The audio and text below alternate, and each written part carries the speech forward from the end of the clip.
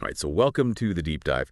We love to really kind of dig into some interesting stuff. You know, you take all these different sources and try to pull out the most fascinating ideas from them. So today, what we're going to be looking at is Siddhartha, and in particular, kind of his experiences with the Samanas. Okay. And the source that we have for this is we're just going to call it sidshe2.pdf. It's a piece of literature, and what we're hoping to figure out in this deep dive is really what was Siddhartha hoping to achieve when he was hanging out with the Samanas, and what happened, what actually went down during that time, and then ultimately why did he end up feeling disillusioned with their whole way of life. Yeah. So I think one of the things that really struck me when I was reading this source was right out of the gate, you get this very intense focus on emptiness, right? Like a goal stood before Siddhartha, a single goal, to become empty, empty of thirst, empty of wishing, empty of dreams, empty of joy and sorrow. Like, whoa, right. That's Sets the scene. that sets a pretty stark scene. So maybe you can give us a little bit of context here. Who are these Samanas that Siddhartha was so drawn to? And based on this text, what would you say was their main philosophy? So the Samanas, as they're presented in this text, they were this group of wandering ascetics. Okay. Basically people who practice like seriously strict self-discipline, and they really abstain from all those worldly pleasures that most of us take for granted. Their big idea, at least as Siddhartha understood it at first, it really revolved around like this radical self-denial. Right. So they were all about getting rid of the ego, just completely extinguishing it, if you will. And they had all sorts of practices to do that. And the whole point of it all was to find inner peace by detaching themselves from all the the desires and the pains that come with just being alive in the everyday world. And the text actually describes them doing these extreme fasts. Yeah. They're enduring really harsh weather conditions. They're undertaking like crazy intense meditation, all of this aimed at going beyond that physical and emotional self that most of us identify with.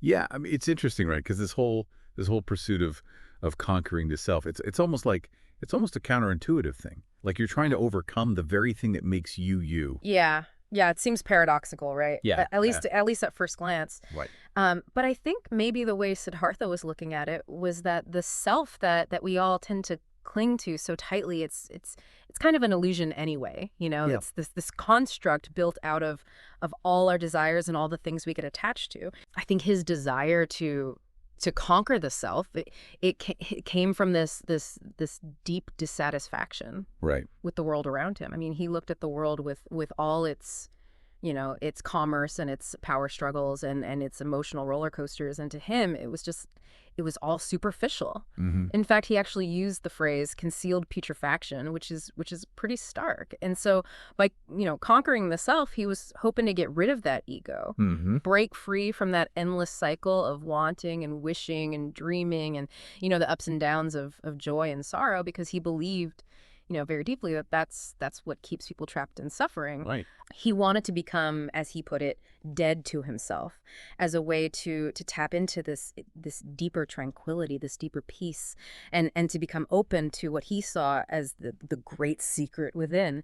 And for you, the listener, I think this is really interesting because you're often so fascinated by those core human motivations, and this deep dive that we're doing, it's kind of like a case study, right? You have this character who's grappling with this incredibly fundamental human desire to just completely transform who they are at the deepest level. Yeah, and that actually leads really well into this next point that I wanted to bring up, because Yeah. there's this really fascinating part in the text where it talks about how Siddhartha slipped out of himself into thousands of other forms. Right. That to me sounds like the most intense meditation practice. It wasn't just about calming his thoughts. It was like he was actively trying to embody other living beings, even inanimate objects. So what do you think was the reason? Like what was behind this very deliberate and rigorous attempt to basically inhabit these different facets of existence? Well, it really gets to the heart of what Siddhartha was searching for, right? Yeah. And the text gives us these amazing examples, like he would become a heron, soaring above the forest, or a decaying jackal by the riverbank, and even, things like a stone or wood or water. Right. It wasn't just him like visualizing the stuff in his mind. Right. It was this radical attempt to kind of, break down those boundaries of his own individual identity, to experience the universe from the perspective of all these other beings. And in a way, it's like he was testing out this idea, like, does the concept of having a fixed self actually hold true, across all these different forms of existence? And I think, the goal of this deep immersion, it was to fully experience the cycle of life and death, and to understand like how everything's connected. The text even uses this phrase, the gloomy intoxication of the cycle, Yeah. which is kind of wild if you think about it. Yeah. But here's the thing, despite all these really profound, almost out-of-body experiences that he had, Siddhartha would always come back to his old self. Mhm. Yeah. He was still carrying that same burden, the agony of the cycle. And this seems to suggest that, even these very powerful temporary escapes, they weren't giving him that lasting liberation that he was really longing for. Yeah, it's like he was always being pulled back in. Exactly. So he's doing all of this meditation. He's really embracing this harsh reality of this ascetic life. Yep. But then he has this realization. He realizes that the Samanas, they taught him all these different ways to deny the self, right? Through pain, fasting, meditation. But he starts to believe that these are actually just tricks. Like, why do you think he came to this kind of critical assessment of everything that he'd been doing? I think it really shows how self-aware Siddhartha was. Right. He's really paying attention to what's happening inside. Yeah.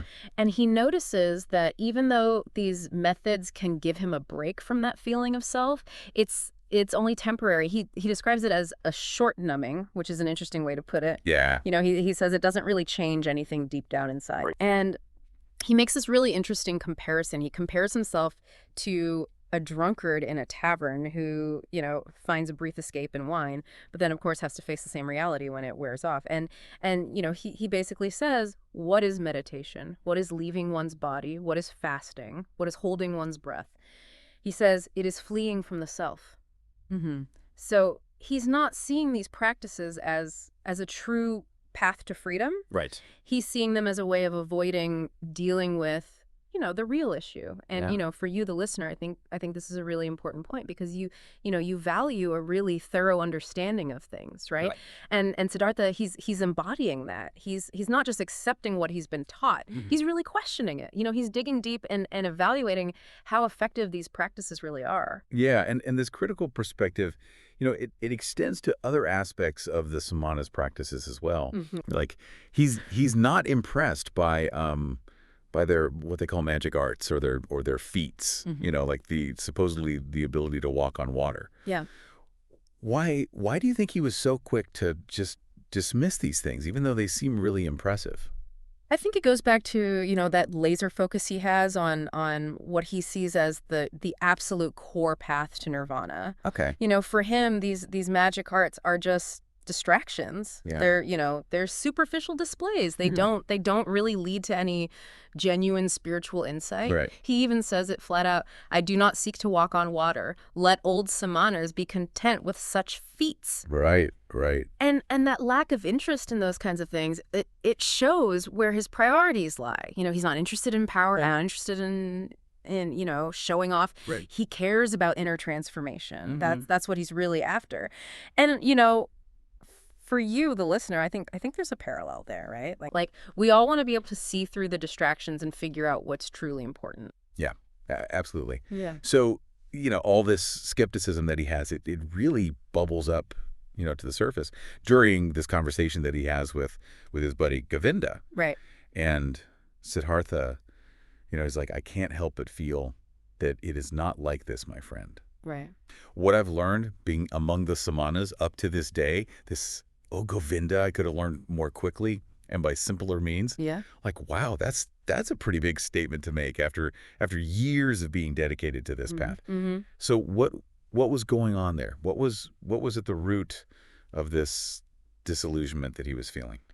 Well, it's interesting because Govinda, he has this, very optimistic view. He sees their progress as this steady climb, Hmm. always moving upwards. Yeah. But Siddhartha, he just doesn't see it that way. He's basically saying that whatever he's learned, this superficial understanding that he has, he could have gotten that anywhere. He could have gotten that from everyday people. Right. And then, he starts thinking about the oldest Samana, Hmm. this guy who's, lived this ascetic life for 60 years, Right. and he still hasn't reached nirvana. Right. So this leads Siddhartha to this pretty sobering conclusion that maybe none of them, despite all their efforts and all their practice, maybe none of them will ever reach enlightenment through this path. Right. It's a tough realization. Yeah, for sure.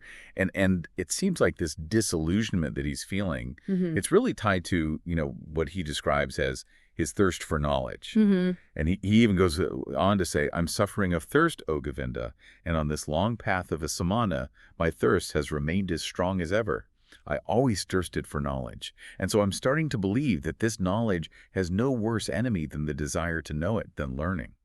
Wow, that's a pretty profound statement. Yeah. So what's he getting at there? What do you think he's trying to say? This is a pivotal moment for Siddhartha. He's starting to realize that maybe all this intellectual pursuit of knowledge, all this, gathering of teachings and practices, maybe it's actually holding him back. Hmm. Maybe it's preventing him from reaching that true understanding that he's looking for. Right. He's starting to get this suspicion, that the deepest truths, the really important stuff, that it might be beyond what you can learn from books or from teachers. Right. And because he's so, relentlessly questioning everything, because he's seeking so intensely, he's reached this point where he actually distrusts learning itself. Huh. He's starting to think that maybe direct experience, that's the missing piece. And, for you, the listener, I think this raises some really interesting questions. Yeah. You're someone who's always seeking knowledge, right? Right. So what does it mean if the desire to know can actually be an obstacle? Right. Right. That's a really interesting point. And kind of at this time in the source material, we have this news that arrives, Mm-hmm. and it's about the myth, as they call it, of Gautama, the Buddha. Right. And they paint this really compelling picture of this guy who's, overcome suffering, and he's like this they describe him as having a cheerful brow. Mm-hmm. He's revered by, Brahmins and princes. Right. So what are the key things about this story, this story of the Buddha that reached Siddhartha and the Samanas? Well, all the reports that are coming in about the Buddha, they paint him as someone who's basically achieved the ultimate goal. He's reached the highest enlightenment. He has the ability to remember his past lives. Oh. He's reached nirvana, and he's not coming back to the cycle of suffering. And, they even say that he performs miracles. So naturally, this creates a lot of buzz. There's excitement, there's doubt. A lot of people are really drawn to this, seemingly enlightened being. But then you have, the oldest Samana who's kind of stuck in his ways, and he's dismissive of the whole thing because he's heard these rumors that Gautama has actually abandoned asceticism, that he's living a less strict life. So he's not buying it. Okay, interesting. So how do Siddhartha and Govinda respond when they hear all this stuff about the Buddha? Well, Govinda, he's all in. Yeah. He's really moved by these accounts of the Buddha. Yeah. And he wants to go find him, wants to, learn everything he can from him. Siddhartha, he's intrigued too, but he's also a little bit cautious, Right. which, makes sense given all that growing distrust that he has for established teachings. Right. He tells Govinda, though in my heart I believe that we've already tasted the best fruit of these teachings. So he's open to hearing what the Buddha has to say, but there's also this part of him that's skeptical. Mm-hmm. Maybe no external doctrine is really going to give him the ultimate answer. Yeah, it's like he's almost thinking, been there, done that. Exactly. Right. So, they got these totally different reactions, which really sets up this departure, Siddhartha's departure from the Samanas. Mm-hmm. So tell us about that. How does he actually decide to leave, and what happens with the oldest Samana? Well, when Siddhartha tells the oldest Samana that he's leaving, the old man, he's not happy about it. Right. He gets angry, He's basically saying that Siddhartha and Govinda are betraying him. Mm. But then Siddhartha does something kind of unexpected. He decides to show off one of the skills that he has learned from the Samanas. Right. This kind of mental influence thing. He stares at the old man. Mm-hmm. And it's like he overpowers his will. He basically compels him to give them, a silent blessing for their journey. Wow. And this is really interesting because, here he is using a feat, something that he's previously dismissed as a distraction. Right, right. And it just shows how complex his understanding of power and knowledge really is. And Yeah. of course, it marks a really clear end to his time with the Samanas. Yeah, for sure. So I think, as we wrap up this deep dive into Siddhartha's experiences with the Samanas, what are the really important things for you, the listener, to take away from all of this? Well, the big takeaway is that Siddhartha was on this incredibly intense but ultimately unfulfilling quest. While he was with the Samanas, he was trying to achieve emptiness. And we see how dedicated he was to these extreme practices. Mm-hmm. We see those fleeting moments where he goes beyond his individual self, and then we see him becoming more and more skeptical of the Samanas' methods and their goals. Mm-hmm. And then the story of the Buddha, that's a real turning point. It reinforces Siddhartha's his doubt in relying on teachings from others, Mm-hmm. and it sends him off on this brand new solitary path. Yeah. And on that note, I have a final thought, just something for you to chew on a little bit. Do you think it's possible that trying so hard to learn, like clinging to specific disciplines, that could actually get in the way of true understanding? Mm-hmm. Like, is there a limit to what we can learn by just being disciplined? And could there be a different way of knowing, something that maybe Siddhartha was starting to sense was out there beyond what the Samanas could teach him? Thank you so much for joining us on this deep dive. Yeah. And we really hope that you keep thinking about these ideas, as you continue on your own journey of learning and figuring things out.